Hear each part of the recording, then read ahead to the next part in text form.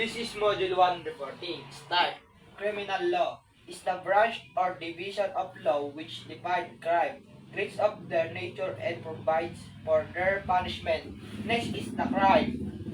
Is an act committed or omitted in violation of a public law or providing or commanding it. Next is felony. Act or omission punishable by reverse penal code.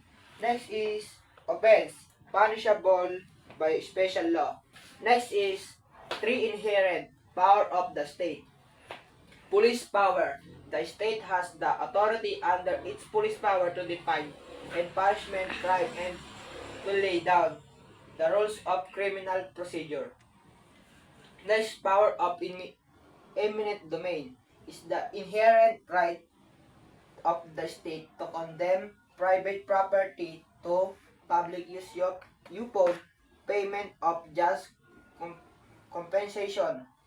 It is also known as the power of expropriation.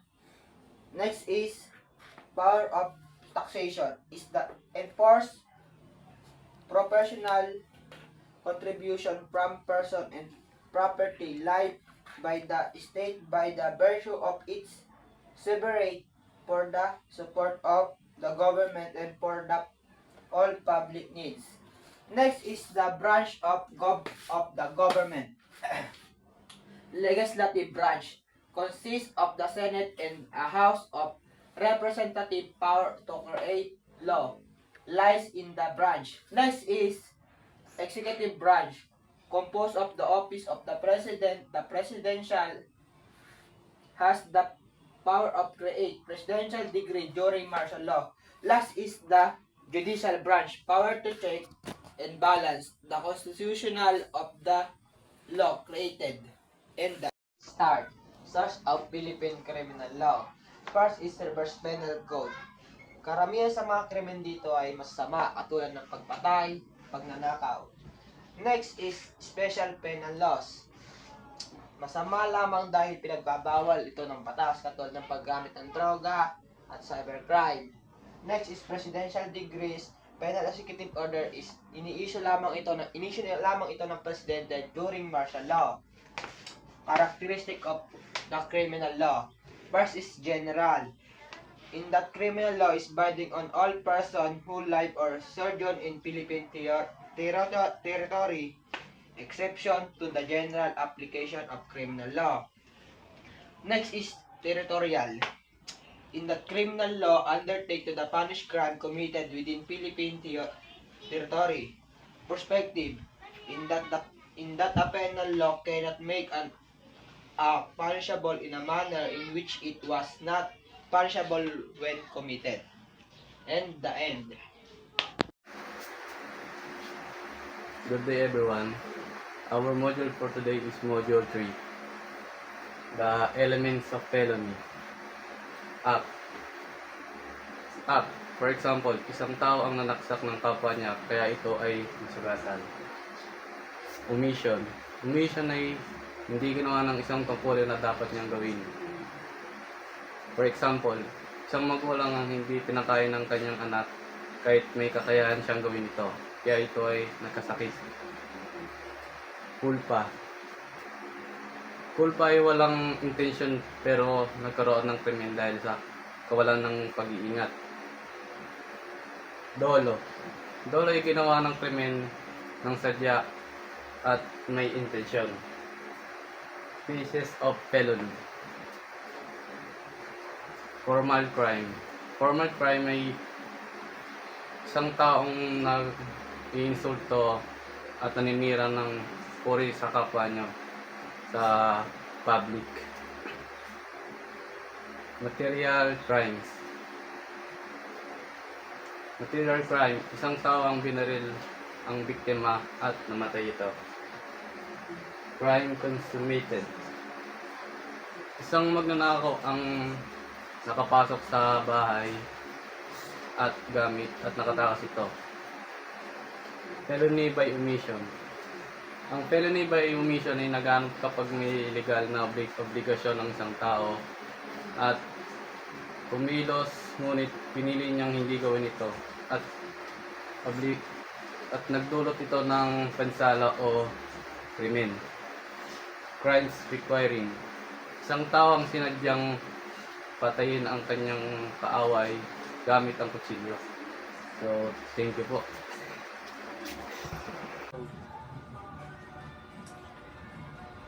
Module 4, Article 4, Revised Penal Code. General Rule. A person is criminally liable not only for the crime he intended to commit, but also for the consequences of his acts, even if the result is different from what he expected. The error in person A. This happens when the offender attacks the wrong person thinking they are someone else. Example, person A wants to kill person B but mistakenly kills person C. Person A is still liable because the intent to kill exists. Next, the aberration ictus. The offender intends to hurt one person, but because of poor aim, another person is injured. Example, person A shoots person B but misses and hits person C. Instead, person A is liable for the injury person C and the attempted crime against person B. Number 2. Greater intentional. The offender intended to cause harm, but the result is more serious than intended. Example, person A only meant to punch person B, but person B hits his head and die. Person A is liable, but this can be mitigating circumstances. Number 4 is inherent impossibility. The crime is impossible to commit by nature, even if the offender believes it is possible. Example, person A tries to kill B by stabbing a corpse. No crime completed, but person A is still be punished for crime against public order. The last one is legal impossibility. Even if the act is completed, it does not constitute a crime under the law. Example, person A takes his own property thinking it belongs to someone else. No crime because taking one's own property is not thief. Module 5, Reporting. Wrongful act different from that intent. First is Article 4 RPC, criminal liability shall be included. First, Article 4. By any person committing a felony, although the wrongful act done be different from that which he intend. Next is Article 5. Converse to situation. Dalawang sitwasyon ng Article 5. Una ay, where the court cannot convict the accused because that act he committed in not punishable under the law, but the court deem is proper to replace such an act. Second is the judge must report to the chief executive that said act be made subject of the penal legislation and the reason. Next is strategies of their executive. First is consummated felony. Consummated felony when all the elements necessary for its execution and accomplishment are present, the felony is proceed. Second is prostrated felony when the offender performs all the act of execution which would proceed felony as a sequence, but which nevertheless do not proceed by reason of cause independent of the will of the perpetrator. Attempted felony when the offender commits the commission of a felony directly by overt act and does not perform all the act. Module 6. Light felonies, Article 7. When light felonies are punishable. Light felonies are punishable only when they have been consummated with the exception of those committed against person or property. Next is the light felonies punished by the reverse penal code.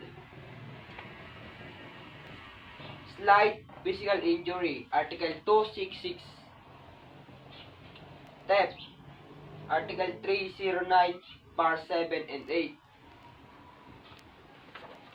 Reason for the general rule. Light felonies produce such light as significant moral and material injury that public satisfy with providing a light penalty of their consummation. Article 8. Conspiracy and proposal to commit felony. Conspiracy and proposal to commit a felony punishable only in the case which the law special provides a penalty therefore. General rule, conspiracy and proposal to commit a felony are not punishable. Next is request of proposal to commit felony. First is the person has decided to commit a felony. Second, that he purpose its execution to some other person and there is no criminal proposal when. 3. The person who process is not determining the commit the felony. 4 is there is no decide, concrete and formal proposal. Classification of felonies according to their gravity. Article 9, Module 7. Grade felonies. Ito yung kasong panghabang buhay na pagkakakulong mas tinatawag na reclusion perpetua. Less grade felonies. Kaparusahan na tumatagal ng 6 years, 1 day, and 12 years. Light grade felonies. Ito ay kaparusahan na tumatagal lamang ng 1 araw at 30 days. Halimbawa ng grade theft, murder, rape. Less grade felonies ay estafa, entreats, pagbabantaan ka. Ang halimbawa namang ng light grade felonies ay ito ay pagnanakaw ng maliit na bagay o halaga. Tulad ng pera, ng kung ano-ano man sa gamit. Classification of penalties, capital punishment, death penalty, kaparusahang like murder and kamatayan. So, application penalties, like imprisonment habang buhay na pagkakakulong.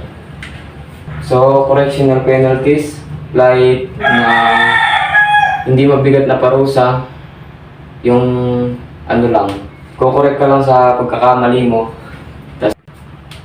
So, accessory penalties, katulad lang po sila ng punishment, application penalties, correctional penalties.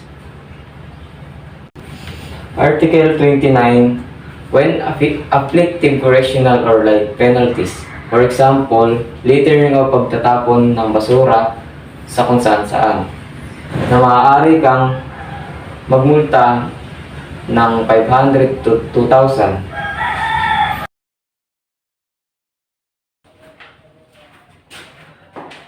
Module 8, complex crime. Ito ay nangyayari kapag ang isang tao ay gumagawa ng krimen paraan para makagawa pa ng ibang krimen. Plurality of crime. Plurality of crime may be in form of compound crime, complex crime, composite crime. Compound crime. Isang kilos o gawa na nagdudulot ng maraming krimen. Example, sunog na ikinamamatay ng maraming tao. Complex crime. Isang krimen na ginawa upang makagawa pa ng iba. Example, pumasok sa bahay para magnakaw. Composite crime. Krimen na maraming beses ginawa, paulit-ulit. Example, paulit-ulit na pagnanakaw at estafa. Article 49. Nature of complex crime. and special complex crime when the law specifically fixes a single penalty for two or more offenses committed. Continuing and contained crime.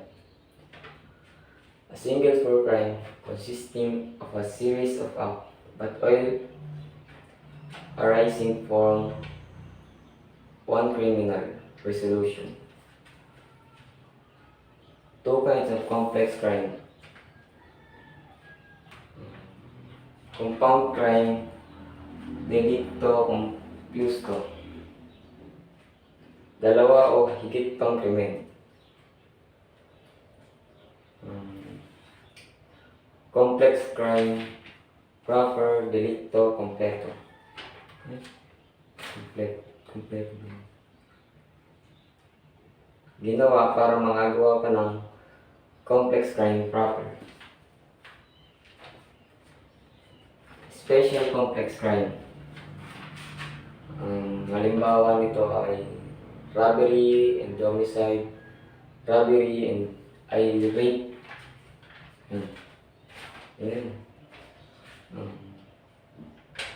Continued and continuing crime.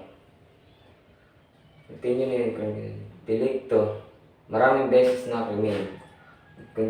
Continuing offense, krimen na nagpapatuloy sa paglipas ng panahon.